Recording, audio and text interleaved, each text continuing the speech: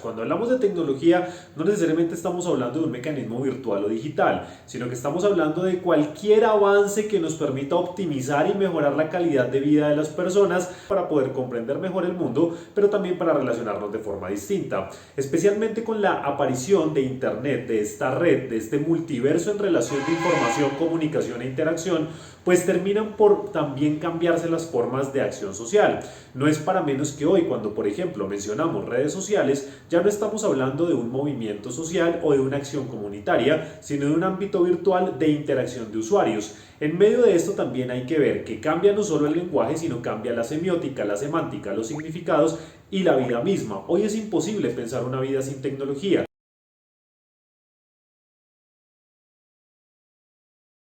El desarrollo de la realidad virtual, de la inteligencia artificial y de todos los mecanismos de autogestión tecnológicos en términos de la virtualidad y de lo electrónico terminan por ser hoy parte fundamental no solo de la vida sino del mercado mismo. Entre tanto, el capitalismo hoy no se puede entender sin ligarlo al desarrollo tecnológico y a las formas en que se interrelacionan no solo los sujetos, sino que el flujo de capital, el flujo comercial, la venta, la oferta y la demanda se da por medio de estos mecanismos. El problema en sí también podría haberse planteado hace 30 o 40 años, y es que el problema no es la tecnología, la realidad aumentada o la inteligencia artificial, sino la representación de lo que se espera de esa inteligencia en relación con el sujeto, en este caso humano. Y es, el humano espera que la tecnología reemplace cosas que puede hacer, o el humano espera que la tecnología le facilite esas cosas para optimizar temas de tiempo, modo, espacio, lugar y conocimiento. Y es que la respuesta va directamente ligada a la posibilidad de adquisición precisamente de esa tecnología.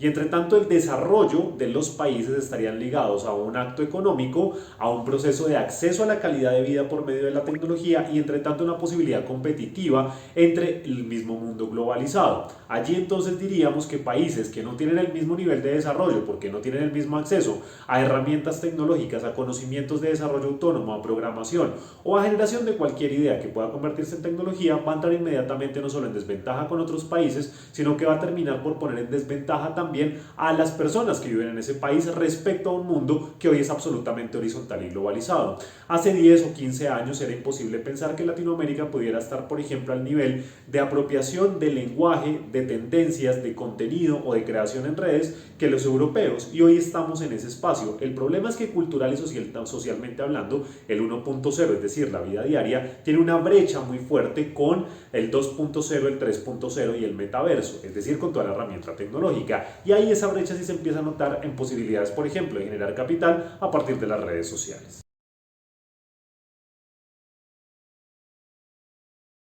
La tecnología precisamente está hecha para poder optimizar la vida misma. No hay que tenerle miedo ni a la tecnología ni a otros avances como la inteligencia artificial. Un famoso dicho dice que no hay que tenerle miedo a la inteligencia artificial sino a la estupidez humana.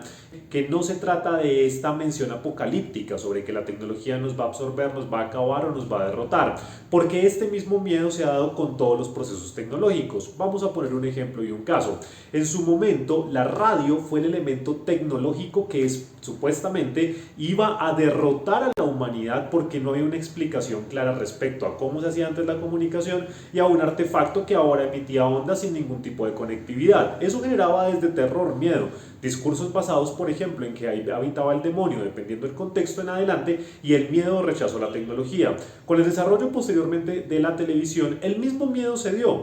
Por ejemplo, para la generación de nuestros abuelos, el miedo alrededor de la caja de la estupidez, como se le llamaba en muchos espacios, estaba en que la persona se volviera estúpida, menos productiva o se alejara del contexto y de la vida misma por estar conectado al televisor. Hoy no es un miedo que tienen los padres en medio de la crianza, le tienen más miedo a las redes sociales y a las posibilidades de que el niño entre en interacción con Internet. En otras palabras, cada desarrollo tecnológico que fundamentalmente es una nueva forma de comunicarnos de manera mucho más óptima y optimizando los sentidos, termina por generar miedo en la generación que está. La generación de hoy tiene miedo a la inteligencia artificial porque también hay una suerte de inobservancia de qué puede pasar, pero adicional hay una suerte de preocupación, porque como no sabemos, la incertidumbre termina por generar una presión casi apocalíptica en el miedo de que pueda aplastarnos la misma creación. Pero este miedo se vivió con el periódico, con la radio, con la televisión, con el beeper, con el teléfono celular y con otros elementos que en su momento fueron satanizados.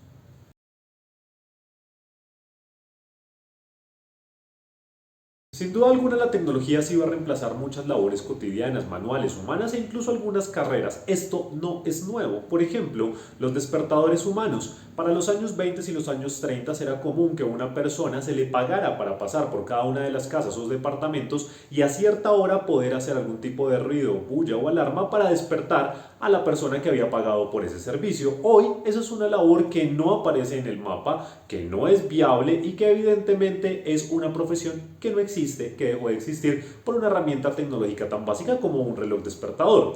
En medio de eso hay que ver que la tecnología sí va a provocar que se eliminen algún tipo de tareas cotidianas, ojalá muy manuales, y que van a ser reemplazadas por máquinas que son capaces de hacerlas. A esto no hay que tenerle terror. Ha pasado durante toda la historia de la humanidad y es tan lento el paso que las personas no son conscientes del tema. Cuando nos demos cuenta, ya esa persona, ese rol no va a estar porque va a ser reemplazado. Y ese no es el problema, porque aparecerán nuevos roles, nuevas profesiones, nuevos ámbitos, nuevos conocimientos, nuevos procesos epistemológicos, políticos, éticos y estéticos que van a hacer que el sujeto también cambie. Y cuando cambie el sujeto, van a haber otras posibilidades también de conocimiento y acción-relación. Esa posibilidad de cambio es inherente y es impensable que se pueda llegar a detener. Entre tanto, lo que tenemos que hacer es un proceso de adaptabilidad, como lo hace muy bien nuestro cerebro con las nuevas tecnologías. En ningún momento, por ejemplo, hay una adaptación directa de un curso que tenga que surtir una persona para poder manejar un teléfono celular, pero sin embargo, hoy todos lo manejan. Ese proceso de adaptación se da precisamente porque nuestra cabeza, nuestro cerebro y las conexiones hacen que podamos manejar rápidamente esto y en el momento menos pensado sea una acción colectiva.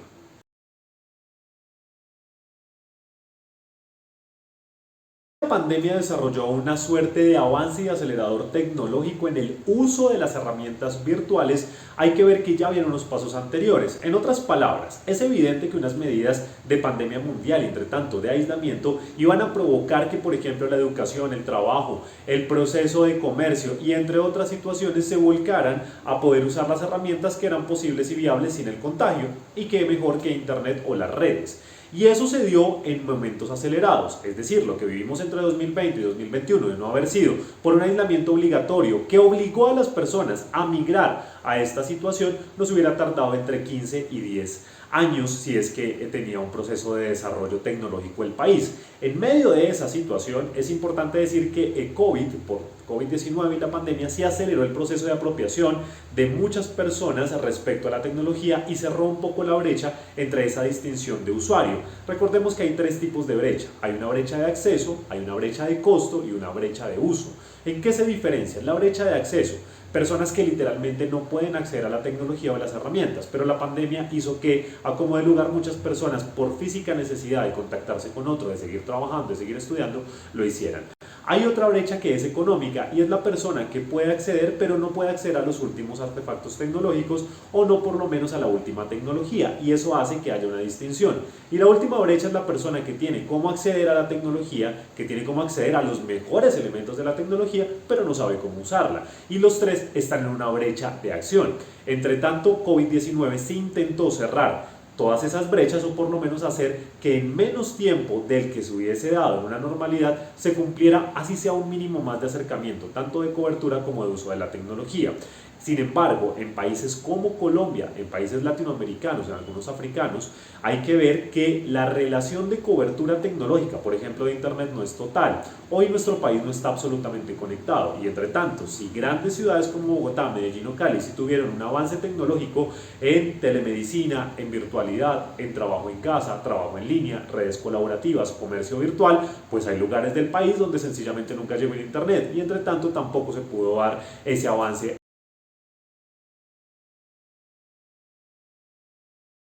La tecnología, la ciencia y cualquier proceso de investigación académica siempre van a ser el camino para poder cerrar las brechas. Un país que investiga es un país que le permite ser competitivo porque genera algún tipo de solución a las necesidades básicas insatisfechas, pero además genera productos, pues genera servicios y genera acciones que permite que otros países se fijen en él como potencial posibilidad de inversión y posibilidad potencial de realizar un proceso comercial. Entre tanto, el desarrollo tecnológico se basa en poder investigar y no solo replicar, pero en países como Colombia, que tienen un rezago de inversión en ciencia, tecnología y apoyo a la investigación, pues es muy difícil que el país sea competitivo respecto a la región. Eso no pasa solo en Colombia, pasa en los países que en algún momento se dieron y que no tuvieron el mismo nivel de desarrollo, o por lo menos no el mismo nivel acelerado, por condiciones económicas, especialmente de los años 50 a los años 70. Recordemos que ahí, desde las diferentes crisis económicas, las deudas externas, las dictaduras militares, hicieron que se generaran inequivalencias entre el desarrollo temporal, económico, político y social de diferentes países. Y hoy estamos pagando las consecuencias. Y es que hoy la tecnología es de acceso a todo el mundo, pero es sumamente costosa para ciertos estados. Y eso hace que esos estados que no pueden acceder a la última tecnología dejen de ser competitivos y entre tanto se alejen cada vez más del desarrollo económico en medio de un capitalismo tan avanzado como el que vivimos hoy y el que relata precisamente autores como Antonio Negri en su diferente proceso editorial, en sus diferentes libros, especialmente en el libro de Imperio.